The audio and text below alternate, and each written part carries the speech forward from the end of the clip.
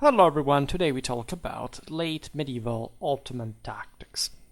It's not the first video, of course, about the Ottomans, but it's important to, generalize the type of tactics that the Ottoman Turks were up to, at this point in their history. That was transitional, still, as we will observe now, because you rarely get, the first part, right, of the story. Like, everybody is acquainted with, of course, the Renaissance of the fully fledged sort of Ottoman army as we know it. There is a path, right? Just the other day we were talking about the role of the bowman in the Western art of war and comparing it a bit with Mongol, Turkish tactics. And especially in these late medieval times, the Ottomans really test the aforementioned Western art of war, especially with the two great victories at Nicopolis and Varna, to which you could add also the various ones scored, for example, at Kosovo, and others, like mostly siege warfare, which is yet another aspect we have to observe. I made a video about the Ottoman artillery of these two centuries, right? So let's talk tactics in, of course, in a sort of open field sense, right? That's what, when I talk tactics, mostly what we're discussing for all these various peoples, right? So at the beginning of the period, in the very first generations of the Osmanian power, you have the Ottomans fighting really in the traditional Turkic fashion. We have observed it often. I recently made a video about Islamic Anatolia, which in fact introduced the same Osmanian army, right, at the the latter end chronologically of that video spectrum. And we know well from the general background of these peoples, especially the time of, following the Mongol invasions, and so things that actually would be revived, as you know, also in the late 14th, early 15th century in Anatolia with the Timurid invasion, etc. And together with the subtle collapse that had essentially occurred a bit during especially the mid 14th century, that had shrunk substantially that sort of central authority, the Byzantines being the major regional power, at least in the very area where the Ottomans arise. Like, they emerge from de facto Roman territory, the Marmara Sea. You can't even look at, the Mamluks, in spite of their massive influence on the Ottomans, and say simply, well, these are simply Turks, like express, come out of the steppe magically, right? There's something else since the beginning, but the tempers of the time that you can look at also from the other side, in that video, for example, about medieval Eastern Balkan warfare, right? Then there are others I made also in the surrounding regions, but that is the one towards which the Ottomans go, right? And so they will eventually conquer. You have Anatolia and then Romania on the other side.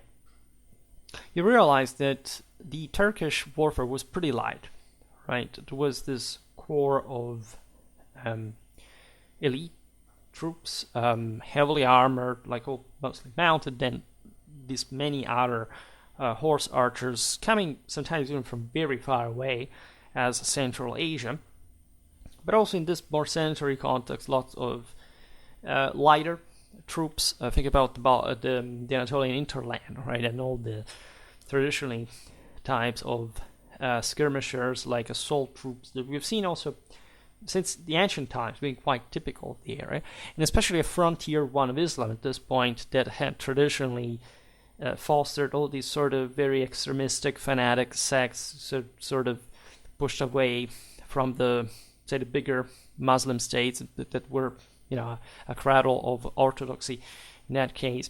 And that therefore the Ghazis we're talking about, that at some point were also the same lords existing in this fragmented area, that as Constantinople had shrunk, like they had sort of taken the place of. So Turkish Persia is not this big deal, and you have really to await the first half of the 15th century for even the Ottomans, having, as we'll see now, provided themselves with an actually regional sized military, right, worth of this name. And so there is actually at the beginning something very undistinctive about Ottoman warfare, except again for the fact that it was immediately very exposed and very much already, constitutively say Western in influence. All right. Later on, starting from the second half of the 14th century, the Ottoman army starts, first of all, growing substantially, as they essentially start controlling the Straits, de facto having this double regional bases both in Anatolia and Rumelia. They start really providing themselves with a more developed battle formation, which, in spite, of course, every battle being different, like it would undergo a further gradual evolution that in the fundamentals, however, would remain really unchanged for the next 2 centuries. So the great Renaissance Ottoman army battle array that is quite famous. At the end of the video, there is this scheme with the tactical models that the Ottomans used, remains pretty much out there. So much so that for some battles you can sort of guess that even when we do not know exactly how the Turks were arrayed, they were actually deployed in that fashion. Again, it's not always true, and it's never true. Like, there's never a single army that is equal to another or whatever. But as far as the major regional force growth, like for a major campaign out there and being arrayed in front of the enemy for an open field, pitch battle, right? You have more or less, with the sultanial presence and all, this kind of order. Now, we will talk about later this scheme, also in a sort of geometrical way. But there are, as we were pointing out again in that video the other day about medieval archery, some essential, ingredients, like some aspects, some factors as well in this battle array that, while traditional, like at least in the single parts, are combined in a quite original way, right? And that start really setting the trend for the later army's development. One is the use of barricades and entrenchments that are actually part of just a more universal way of making war, right? And that actually in late medieval warfare in general, not just in this, in this regional milieu, derives from the actual shrinking of the army sizes, right there happening actually, and as a consequence, of a greater necessity of exploiting terrain, right? This concept does not require my digression on what happened like in the mid 14th century. So you know what, if you are a regular follower, what we're talking about, right? This is palpable in its progression. It can't quite be immediately seen, but with the professionalization of warfare, you have heavier troops that cost more, and so you invest essentially more in quality than in quantity, and so the battlefield becomes sort of more, dangerous as far as this enormous investment per individual, which requires this greater sort of entrenchment, exploitation of certain terrain features. Warfare really goes on in the essentials more or less as it had been up to that point, but just in relative terms, these factors do increase. Like, it's not to say that Westerners did not use barricades or entrenchments, right? It's a mistake, right? As we will see now, somebody said that after Nicopolis, the English learned, there was surely some Englishmen in Bulgaria at that point, that especially looking at the disaster of the, mostly like, not just, but eminently importantly, French Crusaders, Burgundians, etc., came up with the idea that perhaps was exploited less than 20 years after at the famous Battle of Azincourt. But don't put so much faith into this hypothesis, because not just they remain hypothesis, but generally speaking, the mention of these stakes, like of these palisades that had to essentially stop cavalry charges or just make them more difficult to be carried out. Obviously, no fortification has any value without a man in it, in fact. But this may be simply the product of, in fact, tactical contingency. Because as we'll see now, the fact of entrenching oneself or barricading is always the need of actually the weaker side, right, of the defender, of the one that thinks to lure the enemy into an attack, making him spend resources that he has to in absolute terms in order to in fact come at the enemy, at the defender. We've seen it in the Frankrieg series a lot.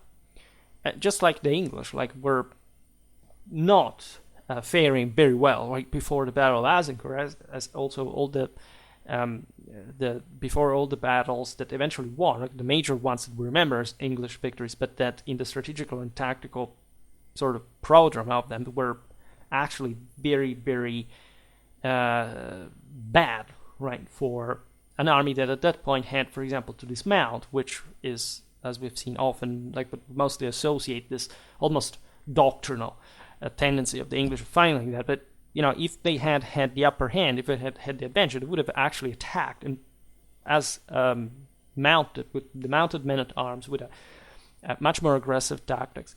And when you look at this famous Ottoman tactics at Nicopolis, Varna, and other occasions, mostly the need to barricade and entrench the Sultan's position in the center of their line.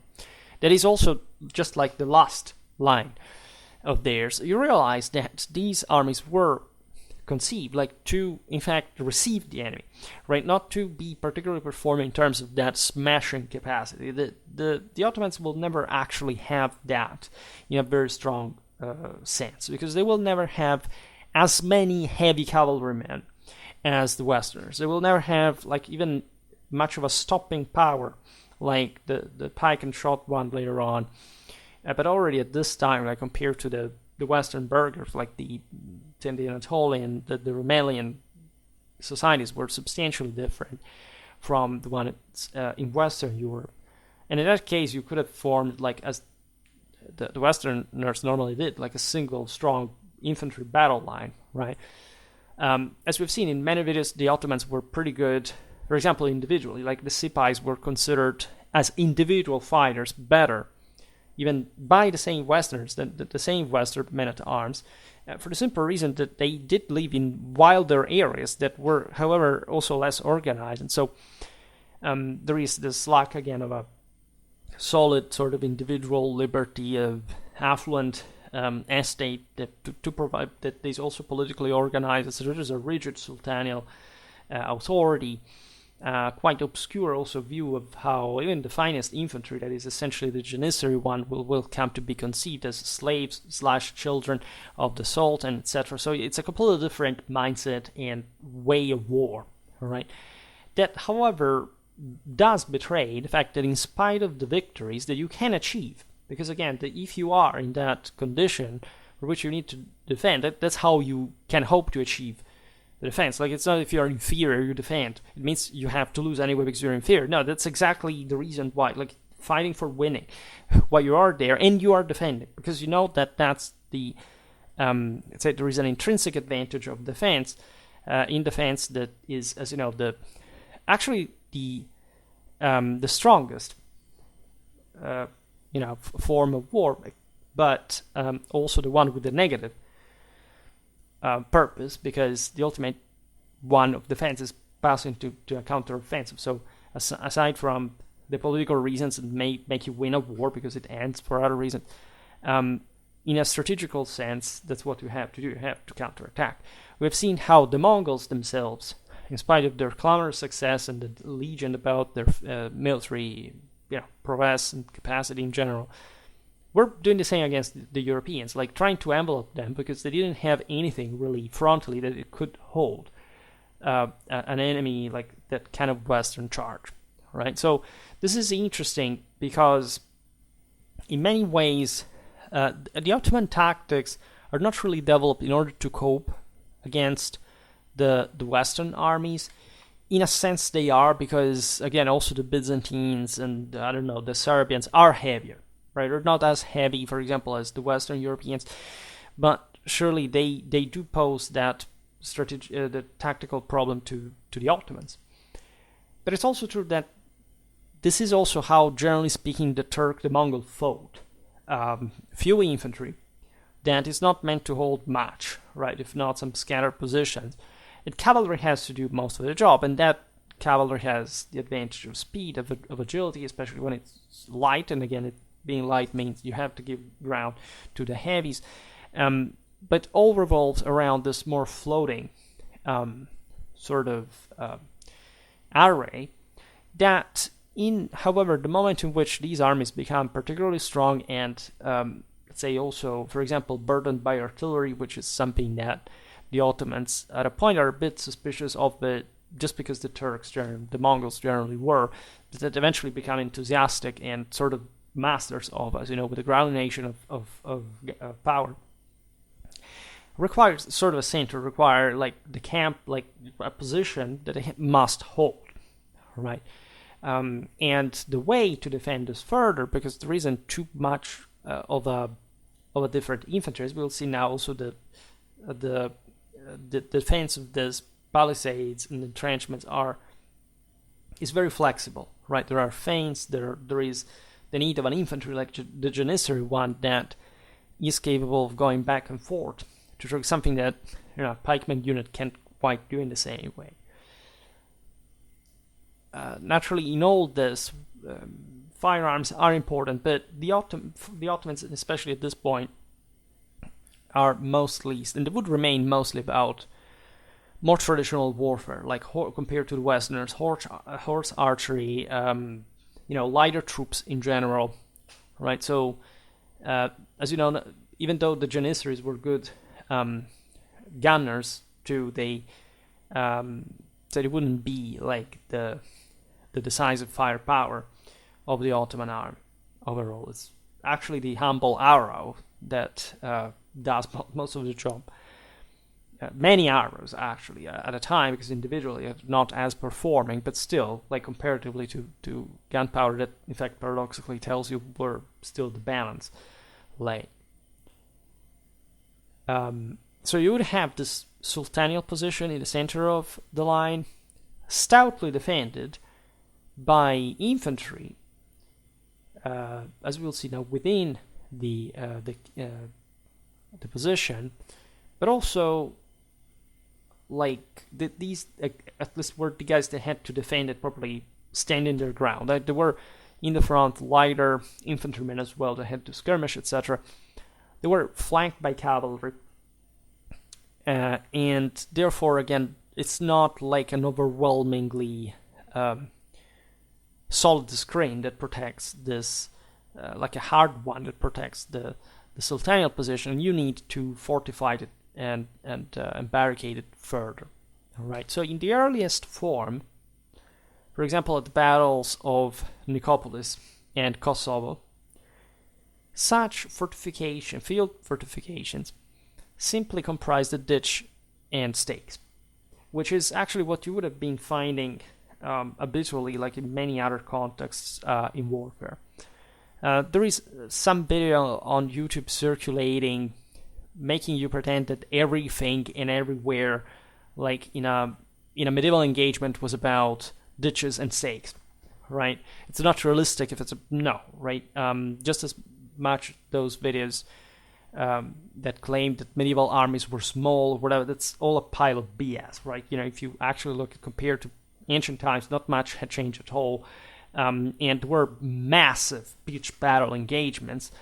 Still, also at this point in the later Middle Ages, whereas we've seen armies were smaller, and you need actually to have a pretty open, flat, clean ground, right? Except for this last line of defense that, of course, must be defended for the tactical principles that we have talked about this now. So it may sound like innovative, original, whatever, but if you look how normally military camps were fortified by the army when it stayed, etc., and in order to prevent like an attack at night or by surprise, there's really nothing strange in using, given that tactical contingency, the need of defense, in the absence of some stronger infantry line, or even cavalry line for that matter, in the front, right? Because also the Sipais, as we'll see now, were on the flanks. That sort of makes sense. And so again, it's not stemming from some random unknown factor. Like, we know pretty well what this worked for, and there is nothing really even so flattering about that. It just does work, but it's something that anybody would logically do in that circumstance. That's really such deep ethnic characteristics stemming from this deep military wisdom that you have to understand. It's really ABC of tactics. There are naturally lots of sources, that mostly Western ones, that describe the Ottomans. We know why, essentially, as just for the same reason why the Ottomans didn't have this strong, heavy, infantry. They didn't have the estates that produced them, that would write so many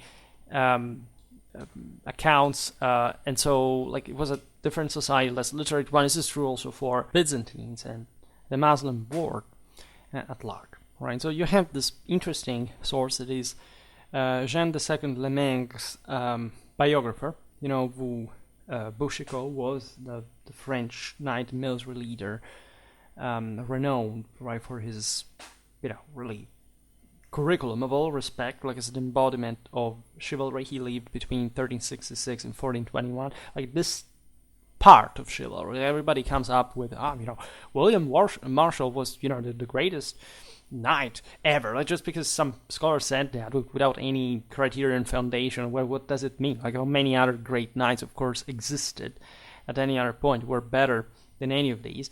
But of course, he embodies, in fact, also thanks to these, authors telling his deeds, like a bit that flower of chivalry. And you know that Boucicaut fought in the East as well. There was all, we didn't make so many videos about this, but the Burgundians, the Savoy, etc., they were very invested in these late medieval crusades that were keeping to go on, actually. Nobody at the time thought the Crusades were over, right? In fact, the Holy Land was lost, but it had nothing to do with the end of the Crusade, as a matter of fact. And again, Boucicaut's Lemaire's biographer, telling us about the Battle of Nicopolis of 1396, of this, quote, great abundance of pointed stakes, speaking of the Ottoman ones, of course, set into the ground at an angle, the points turned towards our men so high that they could enter a horse's belly, which is not even that high. As you know, horses were not actually that tall or big as we think. Like, they were big in the sense of, like, they were pretty muscular and beefy. The stallions that really the smashers, right? So the trade. Yet, here we are told properly what the function of these stakes actually was. It was impaling horses. Now, about this too, as we will see in a while, like, you don't have to think that literally, like in the movies, at least because they're bad movies, men-at-arms were dumped. They wouldn't see the stakes, or simply would impale willingly themselves or their horses into them, etc. Like, throughout all this warfare, knights knew what they were charging into. They may have been caught by surprise, of course, in the measure in which, like, they would have stopped, like, for not running into them too directly and disordering the formation, losing the impetus, being at this point targeted, as we will see now, by substantial missile fire, and so on. And so the whole point was bogging down the enemy charge, right? We know that the men-at-arms arrived at the stakes, both on horseback and not. This is notorious also during the 100 Years' War. So again, they surely some knight and horse got impaled quite often, even during these engagements, for like the most obvious, like sometimes a surprise or the accident in combat, in the mess, in the chaos. But overall, this fortification had mostly a deterrent function, and also one again of a launchpad, like from which more agile unit could counterattack from. Talking about infantry in general, that naturally had it easier passing, especially when the stakes were not pointed at them from behind, through them and attacking the sort of bogged down enemy. And at that point, cavalry has a problem because, as you know, cavalry is never as weak as after a charge, right? Cavalry cannot defend as an arm by definition. So we do see instances like the Battle of Varna, 1444, in which Konstantin Mihailovich, that, as you know, is this other great source, like he is Konstantin Mihailovich, also known as Konstantin of Ostrovica. He was a Serbian soldier born in 1430, author of a memoir of his time, and the most important thing about his life, and concerning our video, is that he was a Janissary. Right, he was one of the many Christians who fought as in the Ottoman army, and that actually wrote his memoir to instruct the Christian armies how to fight against the Ottomans. And it is an extraordinary source. We will talk about Ottoman-Serbian warfare more thoroughly at some point.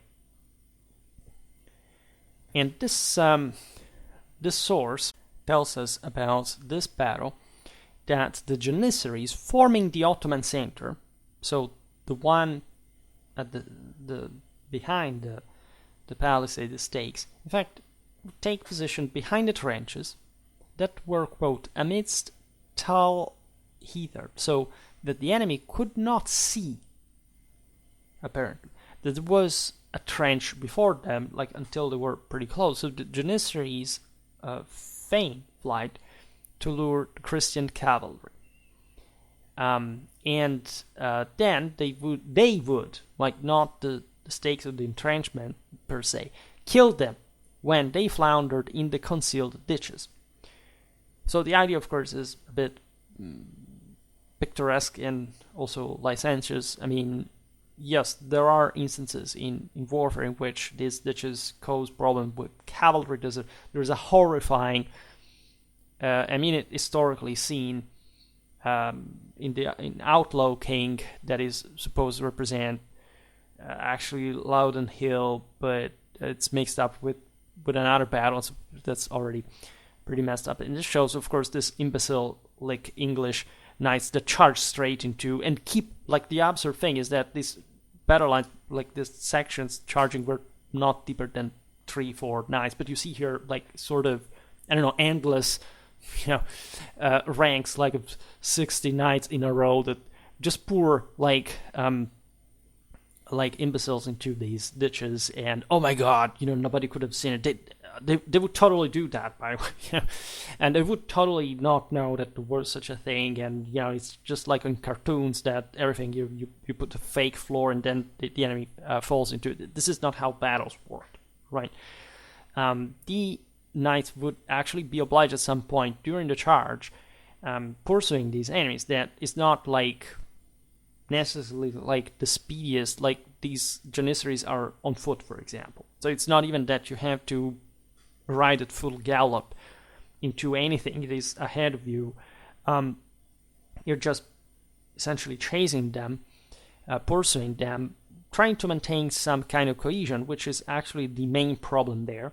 When you have, we'll see better the Battle of Varna, but there's always like this feint flight question. It is, first of all, how much is it actually feint, and how much it is actually a flight. a retreat, because again, strategically speaking, as we were saying before, like, it doesn't make any sense to retreat if you're not somehow already broken yourself. Like, if you can't put up a useful stand, you will do it. Then you can't, yes, pre-plan such feint flight, but here we're talking also Janissaries, so this is not people that you're just throwing away, right? So most of the times you see that actually they're real flights, and they are conceived because, yes, if you hold, it's fine, but if you don't, at least in here there are these other lines of defense that even the same Ottomans recognize they must have, because they don't expect to be able to hold against the Western Crusaders. And so the idea is that these Crusaders get basically disordered as they arrive to this to these ditches. They also fall into them in part, but it's nowhere like a straight charge into the ditches that breaks the cavalry and the Janissaries just jump on them and slaughter them like lambs. Right? That's not the thing. There was a combat. Again, cavalry has to stop at a point, at least has to be slowed down at the best by this. And that's the moment in which you will counterattack with troops that are also here already predisposed, because the ones that have feint flight, like, they're not in the best shape in any way to simply turn in attack. All right. At that point, you can maybe, yes, exploit the fact that the enemy formation is more broken, so you get it to 1 against 1, but it's mostly the fact that cavalry has been bogged down and you can't counterattack on them.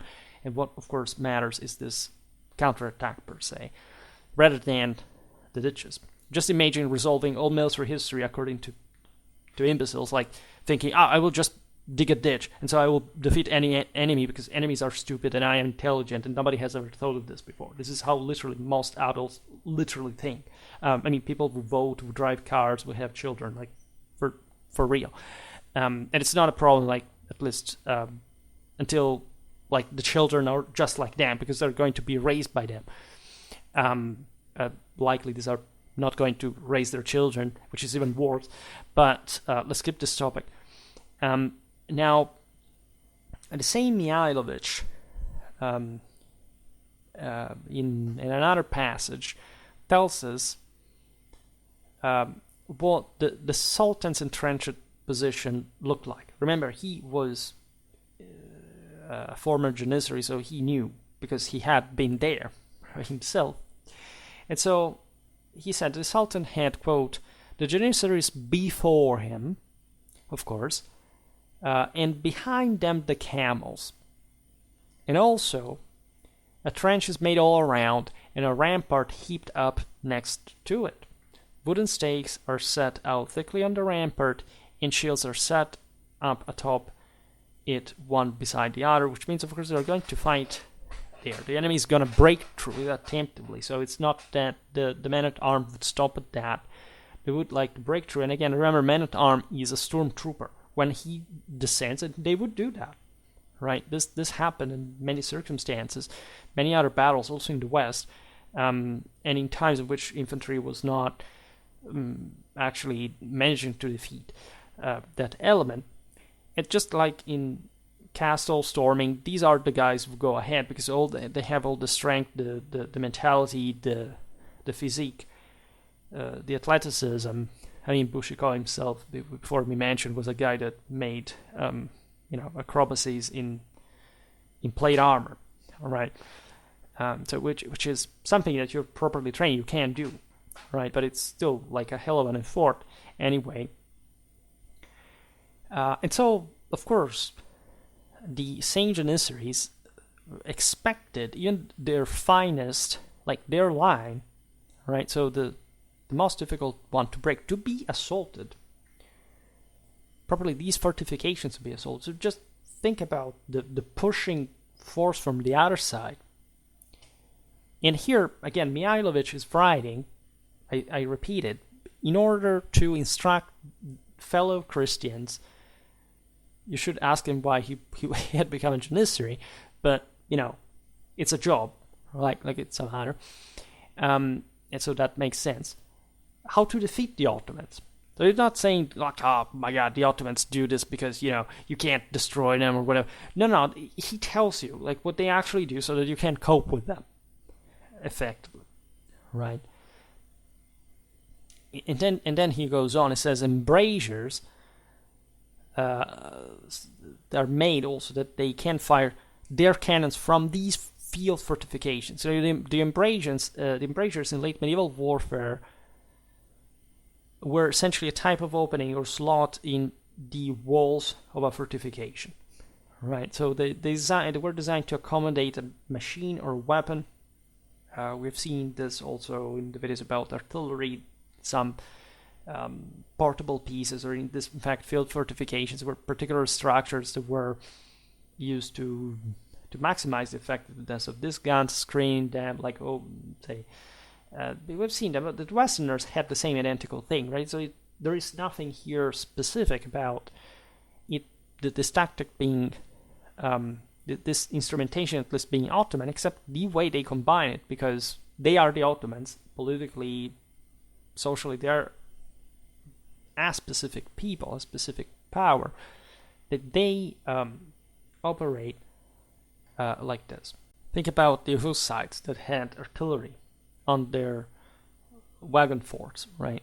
So here you see often, again, what we said before about the steppes influence. For example, the Wagenburg is very much like a steppe thing used actually by any single people since ever. Like there's nothing specific about the Hussites or the Ottomans or whoever used them, except these people used them more. Why? Because they were more mobile, right? So again, even bringing like some portable cannon and placing it in this field fortification, because you needed to, say, poke a huge hole into a man-at-arms chest with that, and or like throwing some mitraille and scatter, so mostly scaring the horses, etc. Was a big deal, like to maximize, like everything would do. The odds were balanced. The Westerners could break these things. There is nothing definitive about this tactics being determinant in absolute terms, right? Because on many occasions it was. Just it happens that in the most clamorous way, in the most clamorous battles it did, right? But it's just like the 100 Years' War. There are just a bunch of battles that stick and sort of in the memory, and they sort of monopolize the entire imaginary, if we can so say, regarding what that warfare was and what war intrinsically is in terms of, and that's how most people decline it. This people is intelligent because use this technical thing, because technology, and, the others are stupid because, they didn't get there. Yeah. As if, by the way, you were anywhere, as more intelligent than a 15th century man-at-arms, which you're never going to be, by the way. Mihailovich concludes, stationing themselves at a shield, they also shoot arquebuses. So everything, again, would do. And they would use archers and whatever, but on a line of defense, you can't mount this early artillery better, and therefore you can sort of maximize in that line of defense, like the power, like the shock effect. There's this other source of the 15th century, the Ordo Porte, which describes, similarly, the Sultanial post around the same time of Mihailovich. We're repeating, in fact, that the Sultan's position was, quote, fortified with the aid of ditches and iron chains. Think, by the way, about the one on the Bosphorus. All around there are camels, donkeys, and mules. This were of course, the pack animals, not just like, camel troops. And I have a video incoming on the actual strength of the Ottoman armies that was really impressive, but for the early modern age, rather. Then the source says, as well as engines of war, right? Some of them would not be employed during the battle. They were for siege operations. There were literal pieces that were to be mounted. They carried with them. The Ottomans were very advanced because, again, they had to advance in terrible grounds like the Balkans. Think about all the siege warfare, scattered Mediterranean islands, pretty tough grounds in the first place. And then a multitude of cannons and arquebuses and other similar arms. They're far from the times of standardization, so everything would do.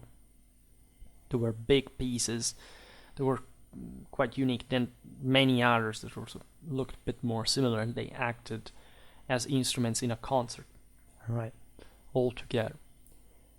It was true also for pre-firearms, engines, artillery. Both sources also talk about camels. Notoriously, the camel triggers horses, right? The horses are frightened, scared, annoyed, unnerved by camels. The Ottomans were well aware of that. They had access to camels, camel troops, and or sometimes just to, again, annoy the enemy mounts. At the same Battle of Varna, these animals are, in fact, put on the fore, exactly to deter the Western cavalry, right? In the words of Bertrand de la Brocquière, that is yet another 15th century source, he was a Burgundian spy and pilgrim to the Middle East during the years 1432-33. He lived between roughly 1400 and 1459. The Turks, quote, often post to their front a great body of dromedaries and camels, which are bold and vicious.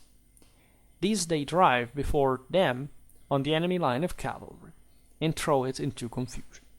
So this was recognized by multiple sources. Again, unfortunately, we don't have much Ottoman evidence for this, but it's pretty clear that they knew better, and that this was true, by the way. The 15th century Ottoman chronicler Nesri is one of the few Turkish sources, tells us from a conversation that allegedly occurred between the Ottoman commander and a Serbian one before the Battle of Kosovo-Polja in 1389,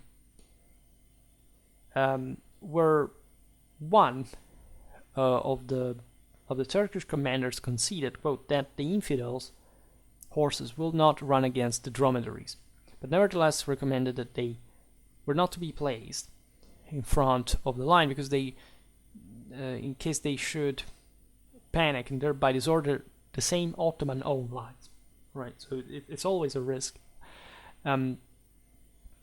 Fireworks were also employed to scare the enemy horses, throwing them at their feet, and similar strategies. That were all these kind of sort of psychological tricks that were sometimes anecdotal because a bit the Ottomans inherited that sort of Hellenistic Byzantine sense of, oh look, we use the exotic strange stuff that, you know, just is smart and we have to record because so we are cool and whatever. They, of course, battles would not be won literally like this, but sometimes, like from banal causes, as we know, can actually stem bigger ones, and again, a bit everything would do, especially when you have this tough enemy mounts, like the Serbians could have at Nicopolis. Like, scaring the horses could be a thing, but as you've seen, it can also backfire when you have, for example, the camels, the dromedaries, in front of your own line yourself, and so if something goes wrong, these animals escape, they can impact your own cavalry and scare them off, and really disordering your own units. Over time, this center protecting the Sultan becomes predictably ever heavier, right? You have in this period the introduction of wagons, artillery. It really gets heavily barricaded, also because these armies become larger. So paradoxically, it's not much the say that the fortification that matters, in as much as how much you functionalize it for bigger forces, like artillery, for example. Wagons are just like the proof of the sort of the standard readily available, quickly deployable type of defense, right, with multifunctional purpose. Naturally, there would still be ditches, palisades, etc. Everything gets a bit more complete. Field guns. We've seen it in the video about the medieval Ottoman artillery. Start becoming really a thing in the Ottoman army in the 40s of the 15th century. At the battle, and at the latest, by the way, at Varna, for example, an anonymous Ottoman chronicler tells us that the Turks and the Christians, quote, shot each other with cannons, handguns, and crossbows, while the Byzantine source Aq-Qoyunlu, 1430, roughly 1470, like this was a Byzantine Greek historian from Athens, together with the 16th century chronicler Said ad-Din, record the positioning of guns in the center of the Ottoman line in front of the Sultan at the Battle of Kosovo of 1448. This makes sense because it's also how other armies would develop. Most like there is a commander, especially the one of such great political prestige that you can't quite spend in the front of the line, which literally is like in the rear of the formation, or at least in the last useful line, and can direct the same fire of the greater pieces of artillery that are also thus protected and by this general entrenchment, and so it all serves like a basis, like to employ these guns or more safely during the battle, for in the worst case scenario, like a desperate defense, like a shooting literally at close range the approaching and the exhausted enemy.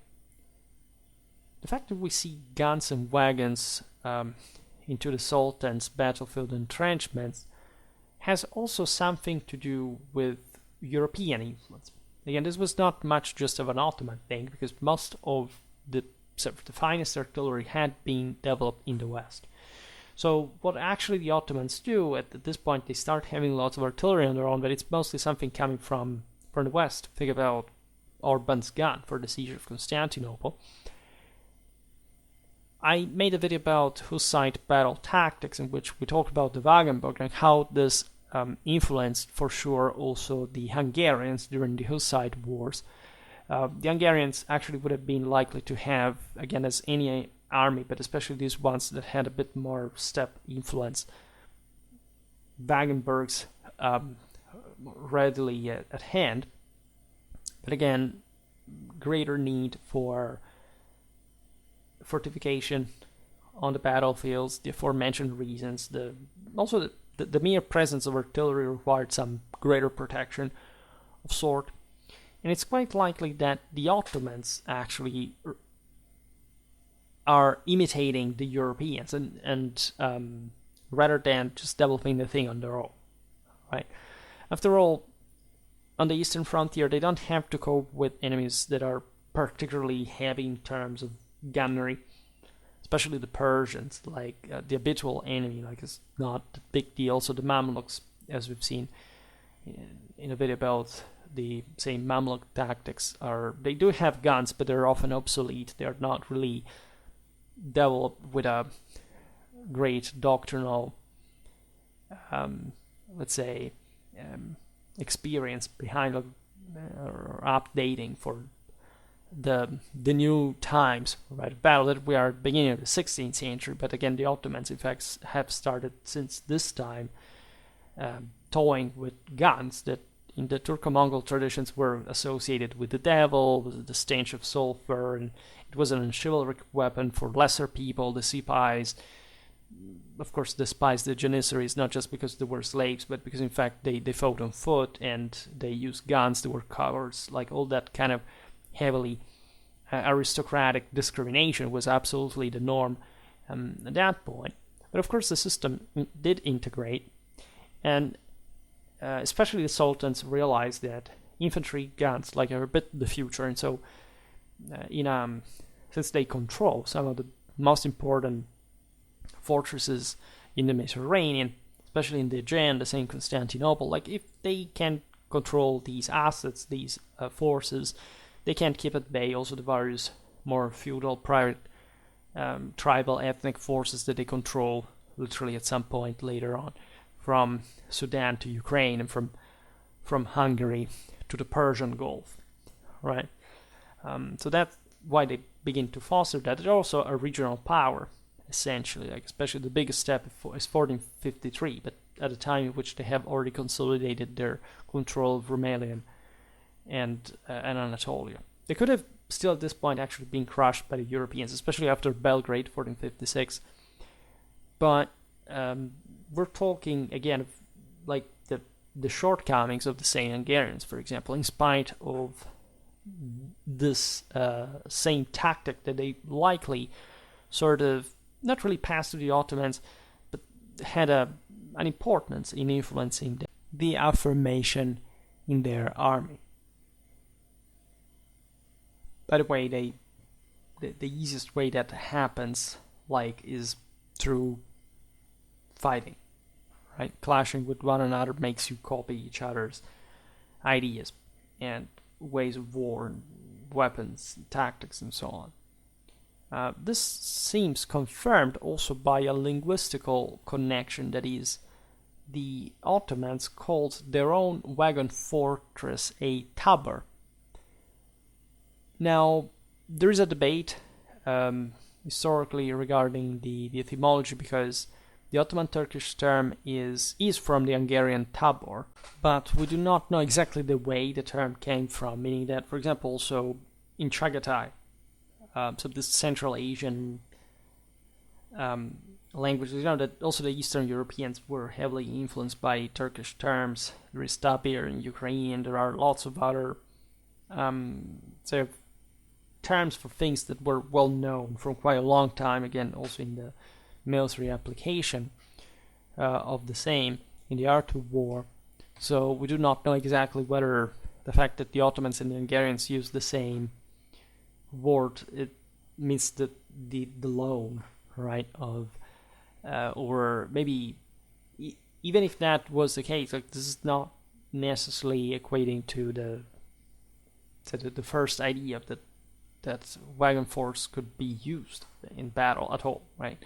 This was really normal, especially somebody from a Turkic and Mongolian background, right? But again, the Ottomans are also much more Western than we think, in a literal sense, ethnically and so on. So, of course, what was happening in the steppes was a bit distant, in spite of their obsequium to the oceanic rulers of King Gizzard's times.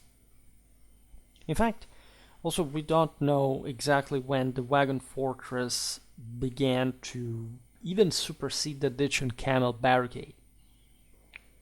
It really seems part of a greater technologization, increase in logistics, in the greater organization, strength of the armies, rather than anything.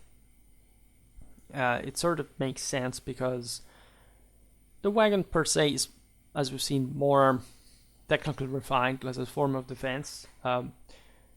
This also wouldn't, again, eliminate per se just the ditch and the palisade, but the wagons could be used in sort of more functionalized ways that we know.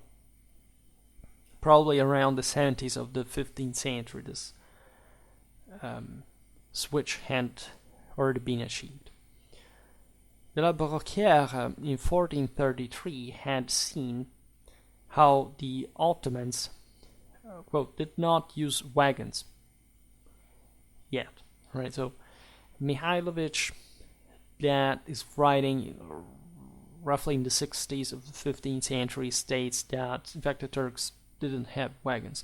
They relied on camels, mules, horses for the transport of their baggage. Again, in that video upcoming on the strength of Ottoman armies, I added some info exactly about the supply train, and so the necessities that the Ottoman armies of the largest type, which is what essentially is chroniclers in the, for the more spectacular sake of their work, and also the more dangerous one for whoever would have fought against such hosts, describe like the armies that are really at the top of everything, and the number of pack animals just to feed like a section of the army was insane. We will see what that really meant. So there was a way to surely put them in good use, right? The wagons themselves serve the purpose of carrying supplies, so you would have had them anyway. So it's not really like just a special, again, tactical insight. You just use what you have, you make the best of your resources, and it will do. There is an Armenian source of 1473 that tells how Mehmet II, the Ottoman Sultan's army, while fighting against the Aq-Qoyunlu, like the white ship Turks, I made a video about them, their military organization leader, Uzun Hasan, entrenched in itself in a wagon fortress that was, quote, as large as a city, and it was locked together with enormous chains and planks. This aspect is fascinating because in order to sort of break that, not just like breaking into a palisade and more or less making the same like in various sections of the line, here you have actually a massive chain that connects the entire wagons. And so it's extremely complicated for anyone to simply bypass that easily, right? Naturally, again, these fortifications alone were not relevant if your army was falling apart, as always. You could, like, after having defeated anyone, ideally outflank this formation. This is not what normally happens during the battle, because actually the most important thing here is that there are men inside this fortress, right? There are the same Sultan bodyguards, so it's a number of forces that is enough to constitute yet another line that you have to take on, and that at your own risk of cohesion, right? But ideally, right, this is also the last resort tactically. It's something that if the enemy loses, the entire Ottoman Empire collapses, with at least for the death of the sovereign and all the complications politically of the case. But of course, these were by no means invincible. Like you could absolutely manage to crush this impressive fortification that again is mostly established because the rest of the army is not as solid as a stopping element, right? It relies on speed and combined arms in say mobility and so on, but it's mostly this part of the army that is the one that is meant to properly stop the enemy. Consider that Janissaries are essentially the heaviest infantry that the Ottomans really have. So these are literally the guys that at the end of the day, like even if they are in the posterior line, must put up the greatest of the struggles, right? Because otherwise you would have had enough forces to even create some other frontal hard lines that will stop the enemies far ahead. So this already tells us by itself that the mentality of the Sultan, of the Ottoman forces, was that they would have had to fight literally at this last part of the barricade. This is also normal because normally armies are developing in depth. I've seen some battle, like I made the one of Torviol, for example, against the Albanians. We will see others. The point is that, say, if the enemy has 3 battle lines, and you have 3, like you are sort of expected the odds to be balanced to fight until the last line. Right? It may happen that that's not the case, but the last line also may actually, in this case, come out of the same fortress if it has to clean the field. If essentially you have been successful enough to break the enemy already at the second line, right? It hardly happens at the first one. So there is always a counter-attacking function implied in the defense.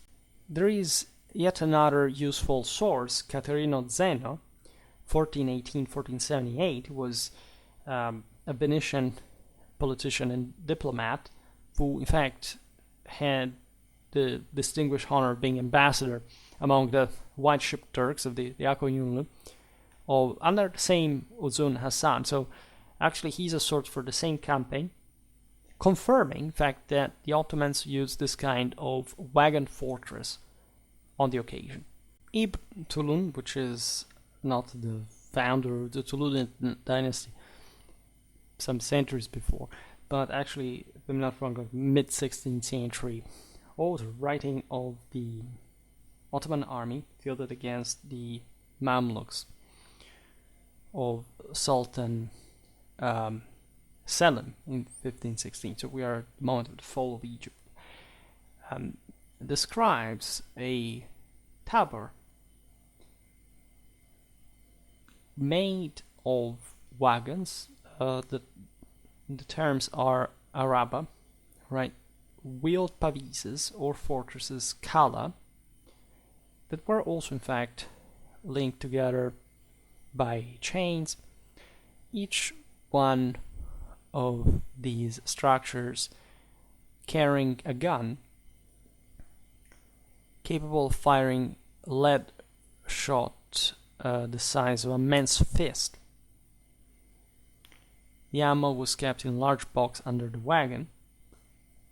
So you already see at the beginning of the 16th century a great advancement also in the, probably in field artillery, but in the mobile element. This also existed in the West, but the Ottomans were quite maximizing this to a level of tactical mobility that fit that, especially in this theater, like the more mobile tactics of the older Turks, right, and also the Mongols, that they sort of both carried it with them. On the march, by the way, such wagons were drawn by 2 mules each, which adds to the logistical effort that you want to appreciate. Again, in that video about the Mamluks, we've seen how the latter had even bigger pieces, but they were in fact unwieldy and sort of not causing the desired effect. In type of combat was actually quite dynamic that the Ottomans had, because also the experience against the Westerners and that need that we illustrated before, connected with mobility, getting out of the way quickly, but still harassing continuously, like probably had a lot, owed a lot to, right? And this, in fact, is underrated, right? As if we think about the Ottomans arriving from the East magically with this innate, ingrained, ultra-advanced warfare that scared everybody, but actually the Ottomans were made through the West in a way or another, and so they also grew accordingly. Pretty fast, admittedly, at some point, but especially from the mid 15th century. Before, the Westerners also seeing them just like all of the Turks that they had been witnessing, harassing the broader Western Byzantine world from Anatolia, not from centuries, like not much more. They also knew pretty well them. There were lots of even Western mercenaries at some point at their service. Speaking of the irregular infantry that also constituted an important part of the Ottoman armies, these were normally drawn up in the front of such fortified entrenchments. So the household was covering their backs, and these guys were to essentially be thrown into the melee in front of them, though many of them were also skirmishers, rather, right? This position would be in fact the one of the adzabs by the 16th century, and I made a video, if I'm not wrong, which I describe the adzab's role among the one of other units. However, it's not a video dedicated just to them, but we will surely discuss them separately at some point. We know, however, that already at Kosovo, Poland, 1389, and Nicopolis, 1396, these irregular infantrymen were drawn up by the Ottomans behind or before the stakes protecting the center of the Sultan's line. So of course their deployment was flexible. They could again screen the household division and or like also pass to counterattack in case of need, supporting the cavalry that we will see now was just posted further ahead normally. So they were sort of subordinated to in a way.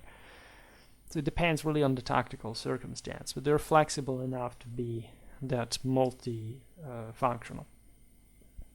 Mihailovich tells us in his description of Ottoman tactics that the adzabs were, however, drawn up, quote, besides the imperial earthworks. So on the side, right, this would not become typical, but aside from these tactical, this R-raised models, let's say, again, the formation could change. They were, the regular infantrymen were themselves often entrenched comprehensively. Mihailovich says literally dug in and surrounded with stakes themselves. So you see that this infantry, among which there would have been some heavier element, surely was also feeling a bit too exposed, right, compared to the type of enemy they were encountering. Again, it's not just about the Westerners. Like if you are fighting against the, I don't know, aforementioned white ship Turks, if you're fighting against the later Safavids, if you're fighting against the late Mamluks, you will, of course, want to be protected also by the lots of horses that were sort of roaming around, right? They're riders shooting at you, but potentially being able to charge into you. So if you were just the type of lighter infantry, like the ones that, after all, in the Balkans, but especially in Anatolia, you could draw a mass, and the Ottoman armies were consistently made of, to some degree. You wanted to be protected as well in that way, because at the end of the day you would have had at that point mostly to stand there and being softened up by the enemy without not much you could do unless you were an archer yourself who could shoot back, and then there would have had to be an attack on you, and you would have also been able to abandon that position and counterattack if the odds were favorable enough. So there were also probably lighter forces like archers, slingers that were separated from the rest of the heavier infantry, even among the adzabs, right? And handgunners towards the later period. Again, the Ottomans would never, aside from the Janissaries, would never develop this strong firepower as far as the infantry or the cavalry are concerned, like the artillery, of course, but that's where they mostly overcompensated, right? These guys would screen the entire army. They were, however, also subordinated to cavalry, right? Because mostly on the march, like as scouts, explorers, they would still follow the cavalry, and they could be detached even from more comprehensive units during the advance, right? Depending on who they were, among them there were people that were quite habituated to the wilderness, right? Not just a Tatar horseman is, right? You know, somebody inhabited, even probably in the Balkan hinterland, has seen a level of brutality that it's, you know, impossible to depict in any human sense. The same goes for the Anatolian plateau and further beyond. In fact, as we were saying, further ahead, like probably in the first position, as a line, in front of the Azabs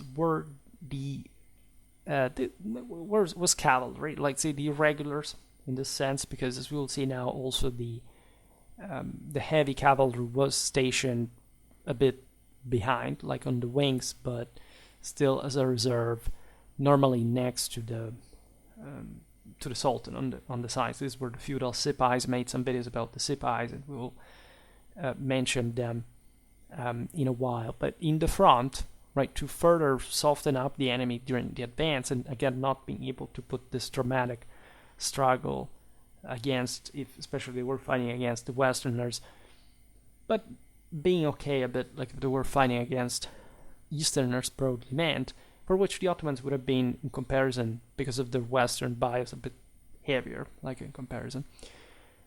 You would have these, the Aq-Qoyunlu, right? Their job was, in fact, mostly to lure the enemy into attacking in a generally strategical sense, upon which they and the Azabs would then wheel away to either side, literally getting out of the way, especially when there was a major heavy cavalry charge by the enemy, which was again like mostly as an eventuality with the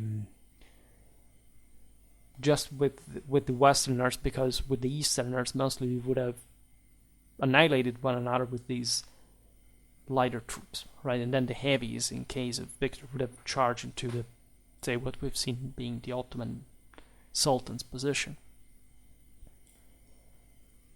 So part of this was, yes, first of all, getting out of the way. There is nothing scientific like forces that are spared because of no reason. If this guy could have held the ground, they would have done it, because that's the positive strategic principle.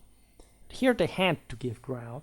They had to reveal the entrenched center, which in this sense was not even just a surprise for anyone as far as its fortification was concerned. This was done at Nicopolis, for example, but again, it's a tactic that was seen often in Turco-Mongolian armies, right? Towards the very end, and so ideally later managing to envelope the enemy, because the advantage of the say the Azabs, the Aq-Qoyunlu, was that being light overall, they could break. They didn't have to maintain formation for too long, and getting out of the way means they were beaten. But if the enemy managed to be stopped at the entrenched center, they could sort of disorderly fall, but still from the sides, like on the enemy, and so having a dramatic psychological effect. If the enemy broke through the center, instead they were done for themselves, because it was really like an anvil where to hammer those guys on. So that's how it would work, like in case of defeat, anyway. So towards the very, very end of the Middle Ages, the signal for artillery to open fire was properly the opening of the army wings. The sipais, as we said before, were at this point to be the ones who would actually carry out the envelopment of the enemy, which wasn't easy, because there would have been some wings themselves. These sipais again were on the same line of the fortified center, like on the wings. So if the enemy had wings themselves, they had to take them all, because the idea is that the enemy line would have had wings themselves, and so depending on the depth of the enemy formation or how many lines there were, the sipais would have had to fight anyway. So again, that's not like there is always a symmetry after all, and so only if something unexpected goes wrong, right? You can't say, okay, well, now we will simply envelope the enemy when he's charging, by the way, why without wings into the enemy center. This could happen, say, if, I don't know, the enemy had infantry as wings, which in case of the Westerners might have been a thing. Like also, we don't really know in battles like Legnica, for example, what had happened because there is no explicit role of the infantryman. In the late 14th, the 15th century, again, the Western armies have also changed a bit, just slightly, but it was possible at some point that some miscoordination between cavalry and infantry may have been ideally possible if, but only if, the Ottomans had deployed so much in depth to lure the cavalry too far ahead. This is generally something, however, that wouldn't happen, meaning that cavalry and infantry always remain very, very, very close. At best here, like we know what happened with the various divisions, it's incredibly difficult to understand what happened with the infantry and the cavalry, every single battle line, right? So it's very complicated to reconstruct in their interaction. That would be the only way actually to do so. De la Brocquière says, should they find the army well drawn up, they curve round it within bowshot, and while thus prancing should at the men and the horses, and continue this maneuver until eventually the enemy is thrown into disorder. So what he's basically saying is that if, of course, the enemy has that symmetry and you have other men in front of you and you have, say, horse archers to spend, the source does not specify whether we're talking about the Sipais plus lighter horsemen combined. There was all a very shaded, sort of stratified tactical specialization here, so the association of mostly heavy and light, either cavalry or infantry, was true for them as well. And given that the Ottomans had mostly horse archers, javeliners, compared to the heavier Westerners, they would try to harass them, to soften up their lines, trying to disrupt their order, wounding the horses that normally were not armored. At least some padded clothing may have been the most typical thing, but also pictorially, iconographically, we don't see too much of that. That also the metal armored elite was just maybe 1/10, and it was extremely expensive. This would have been just like mostly the central division. But in any case, the hope was to either open a bit the wings, to try to attack the enemy from the side a bit. If you didn't have the smashing capacity, you could at least inflict losses from the flanks and try to divert the cavalry charge from the front towards the sides. Which, however, doesn't mean that the enemy would have baited that, because they knew perfectly well, as the pure strategical principle is, that you have the best thing you can do, if you can do it, if the enemy lets you do it because it's too weak, is to smash frontally in his face. And who cares about the wings? Those are lights. They can't hurt you if you break the center. That's the hard part, right? So the Sipais, of course, would have been hard themselves on the flanks, but they were the last battle line. So it depends really what had happened up to that point on the battlefield to see them in action. And generally speaking, this we'll see in better videos about properly late medieval Western European tactics. But they would have had very often their battle line constituted overall by heavies. Right? It's rather the Ottomans that have this segmentation in depth.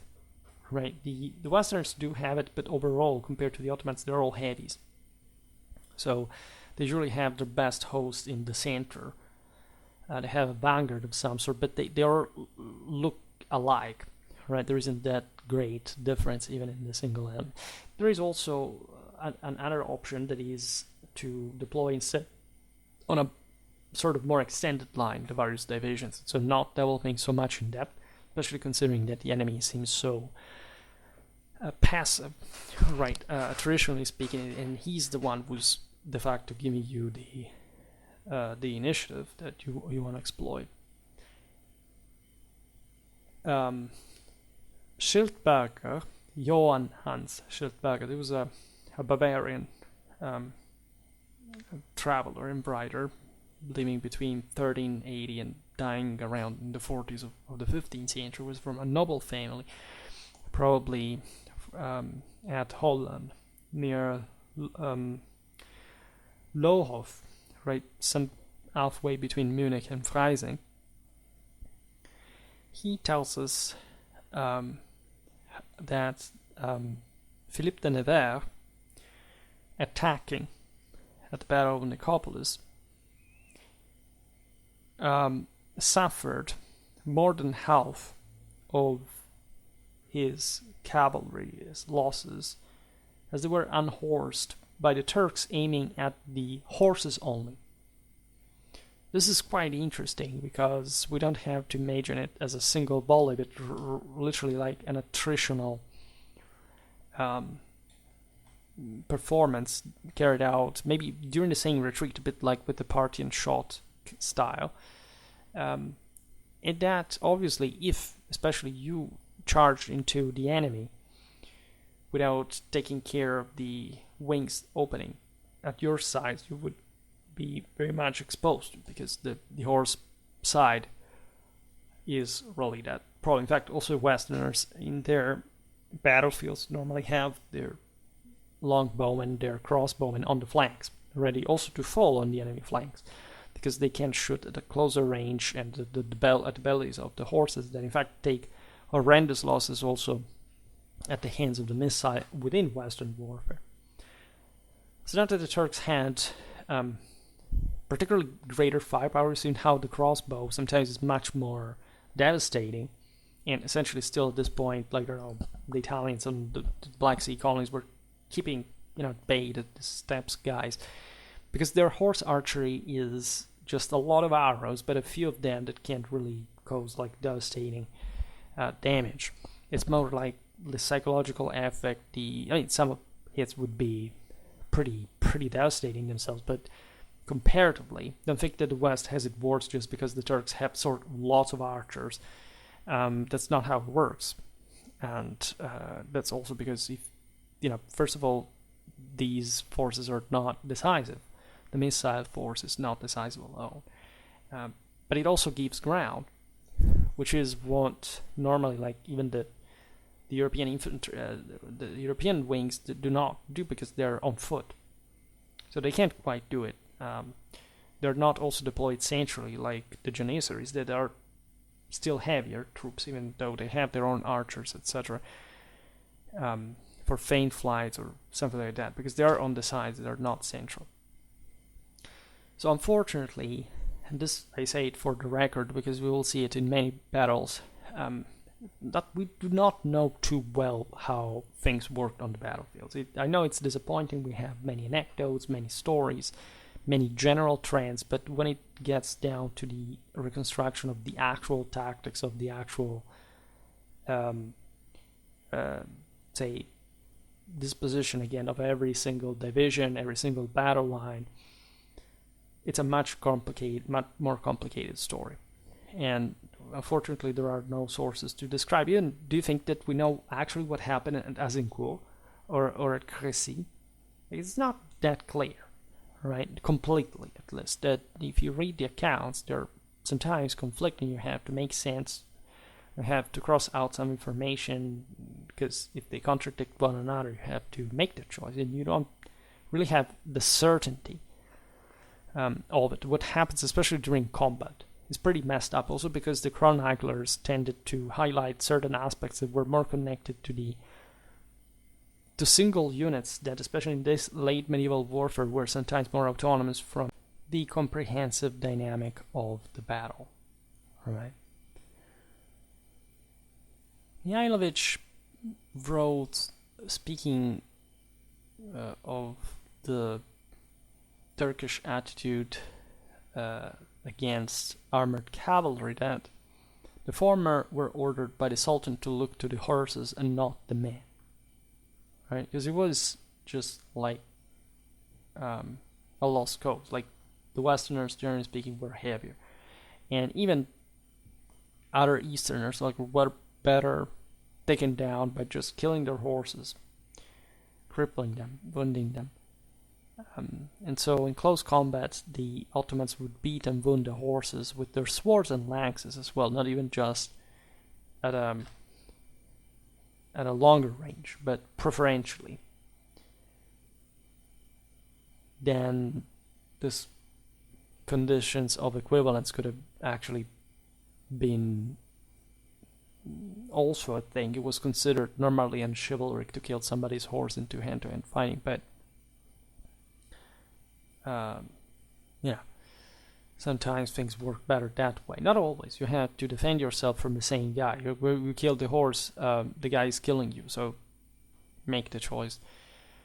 Barricades tells us that Ottoman cavalry, as a whole, so heavies and especially lights, outnumbered altogether. I mean, that the numbers of their Christian adversaries. And this is kind of obvious.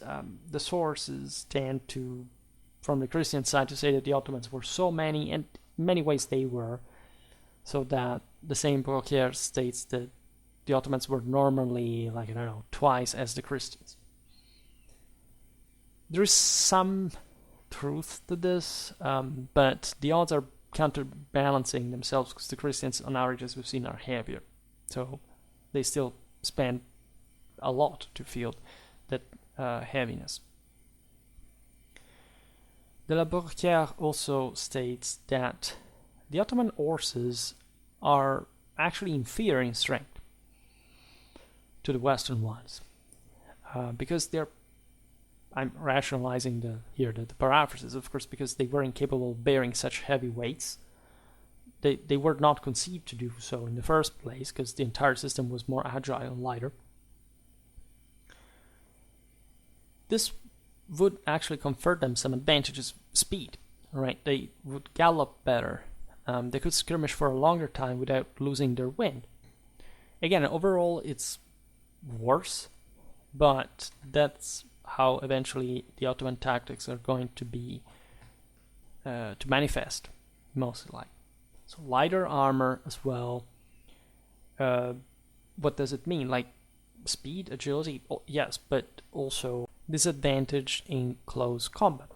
The Christians would almost invariably prevail unless we're talking about like the Sipais that were heavier than the Ottoman average. So in that case, also into hand-to-hand combat depended, like if we're talking about collective level, the Christians were better, right?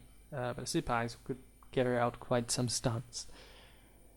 Mihailovich points out that if the Westerners pursued the Ottomans, the latter would just flee. When the situation was reversed, however, the Christians, being heavier, they were easier to be caught. Mihailovich explains how the Turkish horses in general are lighter. So they will always faster than infantrymen. That, aside from the fact that very often they can be broken, not just physically but morally when they're retreating. So sometimes they will not even put up like a fight in the first place. You see how overall, aside from the more impressive artillery or the Janissaries or some say aspects that are more similar to the West, of course, the Ottoman tradition at this point was fundamentally within the steppes one, right? It's just like the Mamluks, right? They weren't in the steppes, but they were essentially coming from, and Anatolia was closer to the Pontic dimension. They had closer, like lots of Tartars in their armies and so on. So there are heavier troops compared to, let's say, the Persians, but overall, from a Western perspective, the Ottomans are lighter.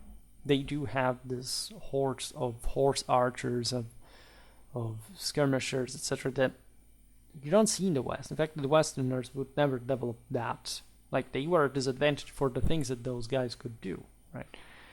But overall, they also were tougher as a general phase. the same Christian cavalry, Mihailovich says, were always slow because of the great burden of armor. Right.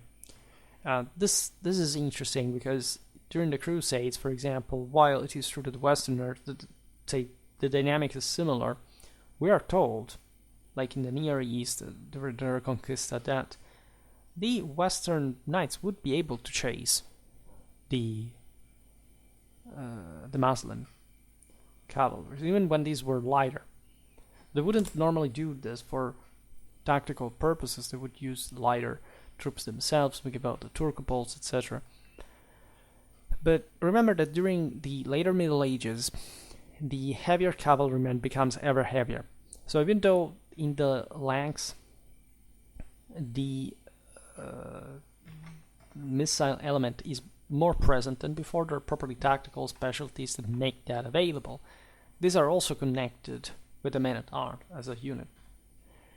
And so overall, like, especially at the very end of the Middle Ages, you have reached the heaviest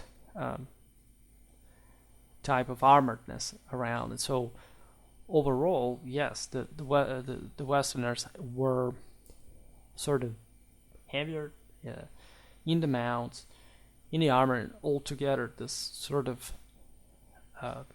arm system, like in the legs, etc., was much slower than the Ottoman one. You could not, had to take a lot of arrows to make it a long story short, and if surviving, which was likely, to say the least, like you would just try to close the gaps. And there are so many different, say, strategical thoughts about this and the way the Ottoman armies operated that find parallels with, say, I don't know, even the Magyars back in the day against the Westerners. That we can't switch from tactics to strategy, but today we talk just about the former, right? But it's really something that affects the entire art of war. So that when the Turks broke, that was good, but you had always to watch out, because if you stretch yourself too much in chasing them, they could ambush you. You could find yourself isolated out there and taken down by these guys. The feigned flight, again, is real flight, as far as I've seen most of military history. If anything, there are ambush parties that are quite messy. They can arrive from the flank. We've seen it from concealed positions in the Mamluk Heart of War that also influenced the Ottoman one pretty heavily at this point, but was also part of this broader general Turco-Mongol tradition, like stressed the necessity of all these sort of enveloping maneuvers, these tricks, this. Again, everything is good on paper, but say the enactability of the same is a bit more complicated. We've seen actually in the Battle of Torviol how the Albanians managed to ambush successfully the Ottomans with a concealed reserve on the flank. De la Borquière tells us that it is in the Ottoman flight that they are formidable. And it has been almost always then that they have defeated the Christians. Right, and he's talking actually about episodes like Nicopolis or Varna, where, as we've seen, everything with the fortified position at the end of the line of the array, the wings opening, right, and all this stuff. And so it's not just a feigned flight; it's something more constructed. But still, this is the interesting part: is that you can defeat a superior and say a heavier enemy through these tricks. And chapeau to the Ottomans for those victories. So that if you're weaker, doesn't mean you have to lose. All right, in warfare, it doesn't really work like this. And also, you're not weaker just because you use a tactic or another. In style, at least, and yes, in the ratios, in what you do, in whether you charge or refuse, it's something else, right? It's intrinsic to the relations between defense and offense, and weakness and strength in the art of war. But there are also some general styles of combat that normally, again, are balanced according to to the means that you have. That's yet another aspect. Like you would fight like that also if you found yourself like in similar, say in different situations. Say you can transform an Ottoman army into a French one, even if you wanted that. Then of course, yes, you can charge straight if you have enough strength. This is what, say, the English could have done instead of dismounting. If they had been stronger than the French, and the French would have probably like just dug in and entrenched themselves in the 100 Years' War, right? So that was feasible. With the Ottomans are also very versatile, don't get me wrong, but as we've seen, they also lack that heavy infantry, the stopping infantry. So that's why they developed the entrenchments, because they have sort of medium infantry and a few of it overall, and so that's how you sort of stiffen the defensive aspect while trying to wear out the enemy as much as possible attritionally. There were also signaling systems. We've seen them in the videos about the Islamic military music, the Ottoman war musical bands, right, of the army. It also influenced dramatically the same Western military culture in the following centuries. If the enemy pursuers were disordered, the Ottomans could be rallied by the use of drum signals. This was an old thing, like the drum in the Middle Eastern tradition had always been a thing since antiquity, and the reason all these horsemen jumping around, because in a loose formation they are not really into an orderly group, they must be, say, addressed by in this greater confusion by signal sounds. This is true for every army, but these are sort of numerically more disordered because of the lighter nature of the prevalent component. So in the West, say, what a battle line had to do required just a few signals, right? And these guys instead were habituated to some much more subtle exploitation of such signals, and so the feint flight was such because even if they were actually weaker and they were breaking, they could more easily come back into a expandable formation of some sort, not really regrouping in line, etc., but as a cohesive force. Whereas if you had a heavier line, like what kind of feint flight could you do? Like you could, but you would have broken its order, right? So even if you could come back en masse, which did happen, you would have done with much less of the potential available. So again, this Turkish flights were sort of problematic. Like you don't also simply chase some horsemen that can flee literally everywhere away. Sometimes literally abandon the same Ottoman army because they literally came back to the whichever tribes, say in the steppe, they had joined temporarily from. But it's just a general tendency, right?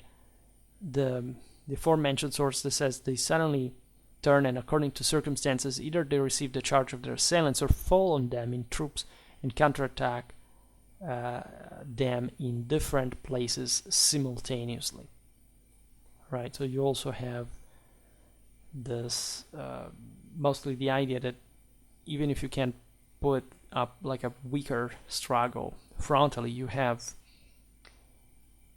lots of many directions where other forces come from, light, whatever, but if they come from the flank, from the rear, you can really make a lot of damage to the enemy. That is gonna break, sometimes not really. There are episodes in military history of how there are some units that are surrounded, they keep on fighting, right? They finally break, but they can just inflict some losses to the enemy. passing to the aforementioned battle array, like the sort of standard one that the Ottomans would maintain for their major forces. As you know, there was all a specific meaning attributed to the various unit location that had to do naturally with premises of honor, stuff like that. We actually already looked at this array in those videos about early modern Ottoman warfare, because literally they remained right throughout the centuries. So we can, of course, repeat that, but adding some note from the authors of this early times. So a very notorious aspect of this deployment is that the feudal troops, so the Sipais, the equivalent of the Western men-at-arms, like they were men-at-arms, the Western knights, let's put it in this way, because they had a very chivalric mentality themselves. And these were freemen, right? Were not just like those scumbags of the Akinzes or the Adzabs or the Janissaries that were slaves, right? These were literally the nobility, were the tough guys, and so they had this distinguished honor of fighting next to the Sultan, as we've seen on the wings, and depending on whether this army was fighting in Asia or in Europe, the Rumelians or the Anatolians would respectively get the position of honor, right?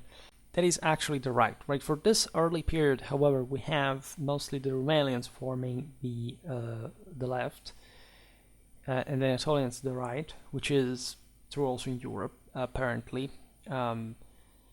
The battles of Kosovo, Polia 1389 and Varna 1444, however, do show us the Rumelians on the right, the side of the sword. So the offensive one, the one that historically was more dynamic, the other was sort of the shield, the more protective one. As to say that the most important battles of the period in Europe were witnessing, in fact, the Rumelians, so the Balkan troops from Rome, like the land of the Byzantines, to have had the place of honor, right? And because they were in Europe too, so it was their place, they had to show off accordingly. For the rest, like everything could change, as we've seen, depending also on some situations. For example, the Ordo part tells us that, quote, when the Sultan goes to war in the west, it is the chief of Rumelia who marches at the head with all the western troops, right? This is the order of march rather than the battle array. And the chief of Anatolia with his eastern troops follows after the Sultan and his port, all right? So this is also, in fact, like the proof that the Europeans fighting Europe had the place of honor, were the first ones ahead, and also because they had to pave the way, right? In their own on their own land to the Sultan. Interestingly enough, this follows the medieval Western European convention of deployment. So the vanguard becomes the right wing, right, passing from column to battle line, and again this suggests of course the Rumelian centrality, like in Europe on the right wing, and the Anatolians on the right wing in Asia instead. The order again was not followed also in the latter. For example, we are told by Niccolò Barbaro, a Venetian nobleman and an author of an eyewitness account of the Ottoman siege of Constantinople 1453, so with the battle, the fall, that the Ottoman army was marching against the aforementioned Aq-Qoyunlu leader, Uzun Hasan, in 1473. The Anatolians were in the rear guard, and the Rumelians, containing the Serbians, the Albanians, and the Greeks, were in the vanguard. And this is reinforced by the fact that at the climatic battle of Otluk Belli, on August 11th, 1473, during the same campaign, the Anatolians were deployed on the left wing. So this is remarkable, as you understand that still the order sometimes was inverted. There was no general rule about the story of Asia and Romania, also because it was a great political deal as well. It's also interesting to notice how, of course, when we see the Romanian Sipais, these were the say the Ottoman, let's say the Turks, but of course there were properly the ethnic contingents from the same provinces, which Timar holders were to recruit among the non-Islamic, so the various Christians living in the Balkans. We will talk more about them also individually at some other video. So here I've laid out the aforementioned diagram, so you see really how schematic it is. I don't have to add anything. Remember, after the mid-15th century you have the artillery, and slightly later the wagons added to the center's defenses. You have here the janissaries and the court cavalry in the center, the feudal sipais on the left and the right. You see the Hakinses and the Atsabs the fore. Then you could have further flank detachments made of some other ethnicities that, in this sense, the further away from the Sultan, the least important. It's not that they didn't have a tactical relevance. Usually the Tartars that were quite, equestrian and mobile, and so they worked well on, on external lines, but also the Serbs, right, that had their own pretty good cavalry, a bit more sort of agile than the typical European one. In fact, this would have an influence on the development of the same hussars. We'll make some videos about these. I have some of this, especially their clothing, in that video about the early modern Catholic German armies, say military dress, let's put it this way, because there are the Croats, the Serbs, right, as mercenaries, and that gives you an idea from their equipment also what these guys were about. They're not so different from this time, right? By the way, these external contingents would often be also the concealed parties that would launch a flank attack, right? So they had to be reliable, they had to be speedy, they had to have a coup d'oeil. So it was actually like a dishonorable way of war. Normally, like a Sipai would have not done this, because a Sipai fights frontally, right? That just like there are similar passages also in Western literature that describes how, say, I don't know, maybe I studied in the 13th century, for example, some German knights, like the ministeriales, would do it because they were more obedient. They were servant knights, whereas a free noble knight would say, no, I don't do that because I don't charge, I don't hide myself, I don't hide my insignia and all this stuff. Again, in my, let's say, library, I have plenty of material for making videos about lots of Ottoman battles, let's say Ottoman and, one of other peoples that fought against them. We made Torbiol, for example. I have a couple of ones between the Serbians and the Ottomans. I have to research a bit better that I wanted to make recently, but I didn't have the chance yet, right? So on those occasions, we see how, of course, everything can change. Like, this diagram is not fixed, it's not irremovable, etc. But tendentially, the bigger the army and the sort of more conventionally deployed this thing was. It respects some basic principles of the art of war, like the reserves, a fair simplicity, like the of course the direction towards the enemy in frontally overall, aside from all the various sub-mechanisms that could happen. Concentration of forces.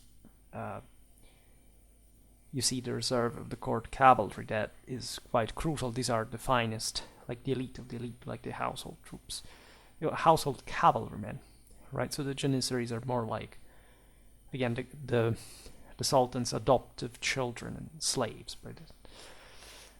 Have in their ranks literally the title of, cooks and groomers, like those who are, deputed to the most, literally to the household, menial aspects of the sultanial subsistence. What could we say about this? Mihailovich had an opinion that is matured likely through episodes like Varna or Kosovo. There was the fact that it was not like the best option, at least, to simply try to charge into the Sultan's central defensive position. It sort of makes sense as a principle, because Mihailovich says literally like the Christians would squander themselves heedlessly rushing the Sultan's courtier. And the reason being, as we've seen, that there were so many other troops in between that would simply get out of the way before they would be smashed by the Westerners, but that sort of still harassed them from the flanks. And so that this anxiety to rush and smash the heaviest aspect was, it is actually the correct decision, but probably the Serbian mentality is you should sort of fight in a bit of a lighter way that takes care of those lighter troops at the beginning, right? Remember that the Serbians are also they live in a different context from Western Europeans. So we've seen again in the aforementioned video, Eastern Balkan warfare, what they were habituated to, also against fighting historically against all these steppe peoples coming from the Danube Valley. Like the Turks were pretty similar. There was a lot of influence there. So the fact that the Westerners were heavier obviously made it obvious to charge straight, right? It was the best decision. But Mihailovich says we could use some better, like you could deal with the lighter elements before, right? Taking a bit more time, thinking of some outflanking maneuver or whatever. This is not really something you can have all the time, or that you can simply make the enemy adapt to for no reason, which this would have equated to essentially giving more prevalence to individuals like the Serbians, like in the wall, that entailed some sort of a political game, right? It's not that the Westerners were inadequate to meet these kind of forces. They lost for many other reasons that come together. It's not just this tactical module of the Ottomans or of the Westerners that makes the thing, right? It's command, it's morale, it's the chain. Like it's also sometimes, in fact, the presence of so many different peoples from different countries, including these ones in the Balkans, that are not exactly 100% in, at least the Western cause. So there were ferocious hatred. Like think about how much the Hungarians and the Serbians hated each other, or similar things. Pretty much everybody hated each other, like since ever. But one must understand, in fact, the actual historical, political, and strategic context to appreciate tactics themselves, because battles are not an isolated accident. You can't just study on the basis of what happens on the field, right? You must understand where they were coming from, what was behind that, and otherwise it's not a video game. It's not that these guys are just functioning always the same way just because you tell them to. Mihailovich, however, also highlights, of course, the weakness of the Ottoman formation and provides further insight what the Westerners must concretely do to attack it. For example, he points out something that dates back to, say, ancient times, like regarding the sort of the barbarian that doesn't stand too long on the field. Says the Ottoman infantry cannot remain in the field for long, for they do not prepare, so logistically in supplies, themselves for a long duration, believing that it will always turn out for them as it turned out previously. The Westerners are here, so here it's the idea that all these troops that the Ottomans gather very often are not so reliable. They come from subjected peoples that are sort of in blackmail to participate. Think about sort of the strange relation, the ambiguous relation between Constantinople and the Crimean Tartars, right? And Mihailovich states that the best way to attack the Ottoman defenses is to bombard them prior. This is a very modern understanding. It's a correct statement. He goes a bit more in detail regarding some other aspect. For example, shooting fire arrows among the Turks' camels from the rear, which is sort of a bit complicated to do, it's a collective fashion.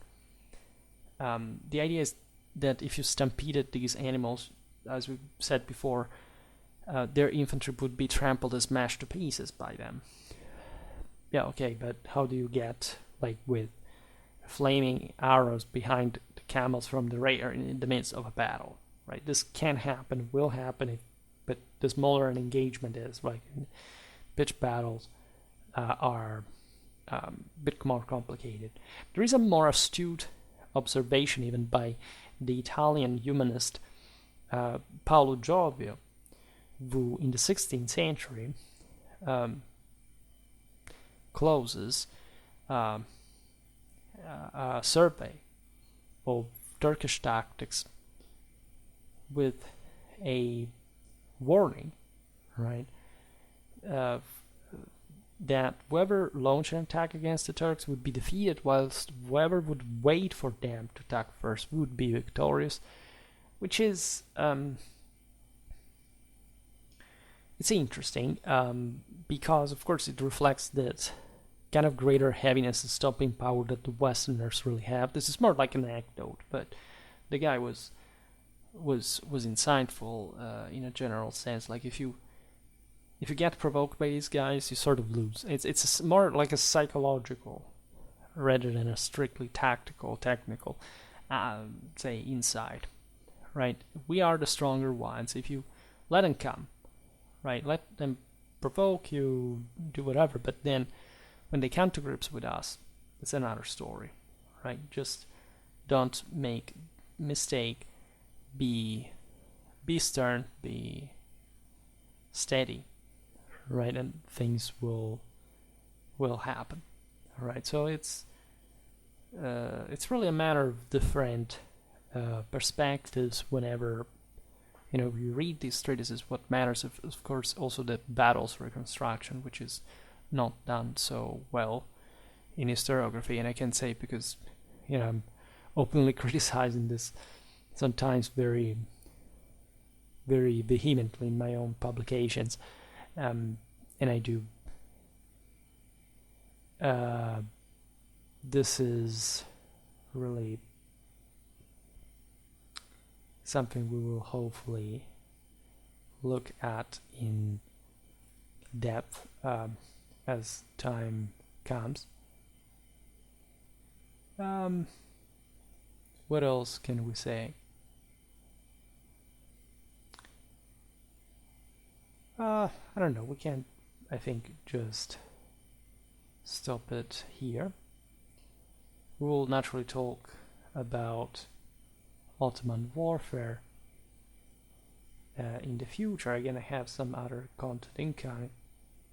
For today, however, I stop it here. Just hope that you enjoyed this video. If you did, please share it. Otherwise, leave a like or subscribe to my channel if you're interested in my upcoming content. As always, I thank you heartily for listening to me. I wish you a nice time and see you next time. Bye.